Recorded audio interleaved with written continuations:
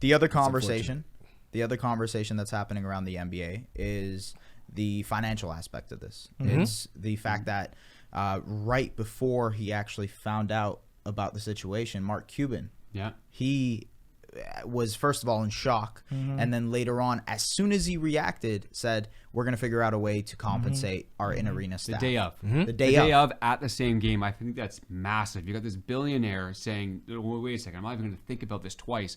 I've already started in the back of my head and talking to my management team that I'm going to be for the hourly employees around me. Whereas other basketball clubs, I don't know if we're going to name them, we're saying, no, we want to play. We want to still go. We don't care because it's money. Mark Cuban did not take that route. I'm completely fine with naming them, by the way. The New York Knicks and Houston Rockets opted not to do that, not to follow suit. I'm completely fine with naming them out. Guys, in general, people have followed Mark Cuban. Let's actually hear what Mark Cuban had to say right at that game. You know, in talking to when some of the things were coming up that we might not play games, and this was yesterday, I reached out to the folks at the arena and our folks at the Mavs to find out, you know, what it would cost to financially support people who aren't going to be able to come to work. You know, they get paid by the hour, and this was their source of income.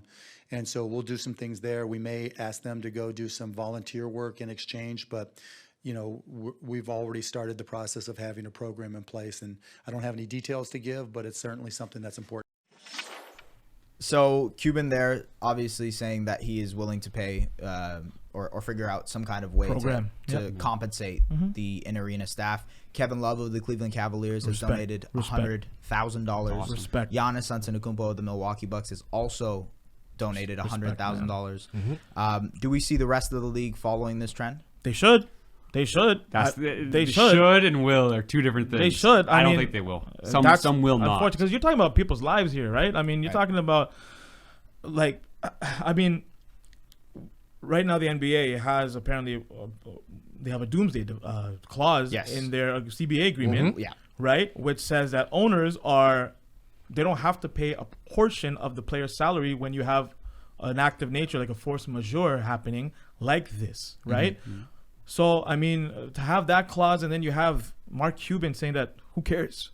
I'm going to pay these people. This is their livelihood now in jeopardy right now. And so you know, should the owners do it? Absolutely. Will they?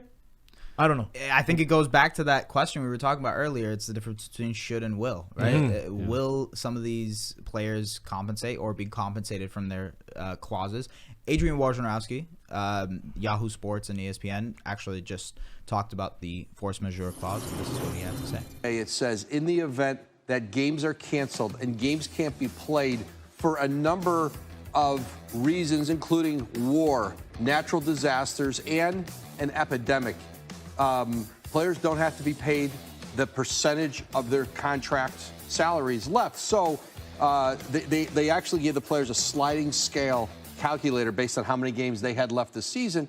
And so if in the instance that they do not play again this season and those games are canceled, most players, like different players, have played a different amount of games this season, but anywhere I'm told from 21 to 24% of their salary could be held back if the league triggered that provision. Now, there's not been any discussion between the Players Association and the league about doing it. The players will get their checks, their full checks on Sunday, March 15th, but there are checks left on April 1st, April 15th that remain in doubt if the season